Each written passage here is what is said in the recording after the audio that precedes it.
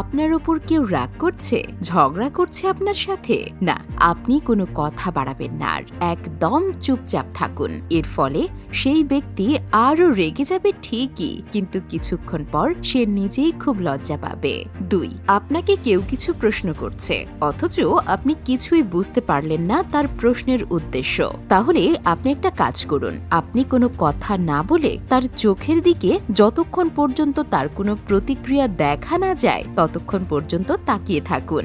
এর ফলে সেই ব্যক্তি আপনাকে প্রশ্নটি আরো বিস্তারিতভাবে বলবে, অথবা সে সেটা বাদ দিয়ে আপনাকে অন্য কিছু জিজ্ঞাসা করবে। 3. কোনো মানুষকে গিফট দেওয়ার সময় আমরা প্রথমেই তাকে বলে ফেলি যে আমি তোমার জন্য একটা বিশেষ গিফট নিয়ে এসেছি, কিন্তু পরবর্তীতে যখন সে গিফটটা দেখে তখন সে আর সেরকম সন্তুষ্ট হয় না, কারণ আপনি আগেই তাকে বলে ফেলেছেন আপনি তার জন্য একটা বিশেষ গিফট নিয়ে এসেছেন। তাই তার মন আগে থেকেই বড় কিছু পাওয়ার আশায় প্রস্তুত হয়ে থাকছে, তাই সে আর বিশেষ খুশি হয় না। কিন্তু এর পরিবর্তে আপনি যদি বলেন আমি তোমার জন্য একটা অতি সাধারণ গিফট এনেছি, কিন্তু পরে যখন আপনি তাকে গিফট দেবেন এবং সে দেখবে গিফটটা, তখন সে অনেক খুশি হবে, কারণ আপনি তাকে বলেছেন যে অতি সাধারণ একটা গিফট দেবেন, তাই তার মন অতি সাধারণ জিনিসের কথাই ভেবেছে। কিন্তু পরে যখন তাকে গিফট দেবেন, দেখবেন গিফট যেরকমই হোক না কেন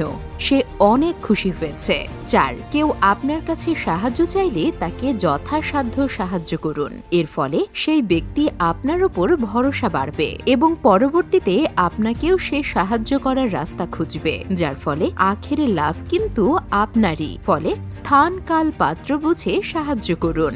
5. কেউ আপনার সাথে কথা বলেই যাচ্ছে, থামার কোনো লক্ষণ নেই, অথচ আপনি আর তার কথা শুনতে চান না, বিরক্তি আসছে আপনার তার কথা শুনে। তাহলে একটা কাজ করুন, আপনার হাতে কলম, পেন্সিল, চাবি কিংবা কাছে যা আছে তাই মাটিতে ফেলে দিন, এরপর ঝুঁকে সেটাকে তুলে নিন।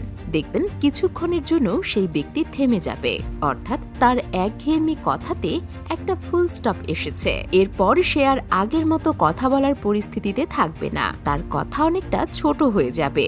বিশ্বাস না হলে আজই পরীক্ষা করে দেখুন। 6. কেউ আপনাকে পছন্দ করে কিনা জানতে চান? তাহলে আপনাকে একটা জিনিস লক্ষ্য করতে হবে, যখন কয়েকজন একসাথে থাকবে তখন যদি কোনো কারণে সবাই একসাথে হাসে, সেই সময় আপনাকে লক্ষ্য রাখতে হবে উপস্থিত ব্যক্তিদের মধ্যে কে হাসতে হাসতে কয়েক সেকেন্ডের জন্য হলেও আপনার দিকে তাকিয়েছে।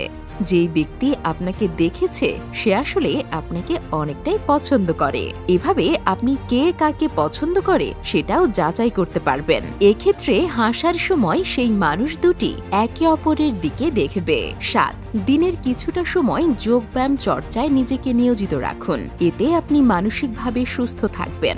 8. বাজারে গেছেন, জিনিসপত্রের দর কষাকষি করছেন, এখানে আমরা বেশিরভাগ জনই বিশেষ ভুল করে ফেলি। আমরা সরাসরি দোকানদারকে বলে ফেলি আর একটু দাম কমান না, কিন্তু এখানেই চরম ভুলটা হয়ে যায়। আমরা এখানে একটা নেতিবাচক ব্যবহার করে ফেলি, আর মানুষ এই শব্দ শুনতে খুব একটা স্বাচ্ছন্দ্য নয়, যার ফলে দোকানদার সরাসরি বলে দেয় না আর কম করা যাবে না। এর পরিবর্তে আপনি যদি বলেন আপনি আর একটু কমাতে পারবেন, অথবা আমি আশা করছি আপনি হয়তো আর একটু কমাবেন, যার ফলে সেই দোকানির মনে একটু ইতিবাচক সাড়া পড়বে। অর্থাৎ মুখে সবসময় পজিটিভ ভাব রাখার চেষ্টা করুন। 9. যদি কেউ আপনার দিকে দেখে তাহলে আপনি আশেপাশের দেওয়ালে লাগানো ঘড়ি বা আপনার হাত ঘড়ির দিকে যদি তাকান, তাহলে আপনি দেখবেন যে সেই ব্যক্তিটিও সেই দেওয়াল ঘড়িটির দিকে দেখছে, অথবা তার হাত ঘড়িটির দিকে দেখছে। এভাবেই আপনি তার ধ্যান ভঙ্গ করতে পারবেন।